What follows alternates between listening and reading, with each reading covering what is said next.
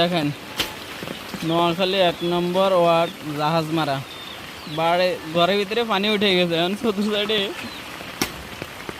মাটি দিয়ে একটু ভিতরে পানি পিছে কোনো রকম থাকার চেষ্টা চলতেছে। আমাদের পানি নিষ্কাশনের একটু ব্যবস্থা আল্লাহ পাক ছাড়া কেউ করতে পারবে না। সবাই ওনার দিকে একটু খেয়াল রাখেন, উনি কিন্তু এখন ঘরবন্দি হয়ে গেছেন।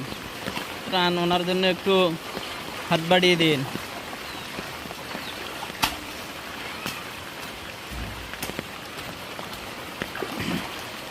এই দেখেন ঘরের ভিতরে পানি, এই যে দেখেন হাঁস মুরগি সব একসাথে হয়ে গেছে, দেখছেন পানি।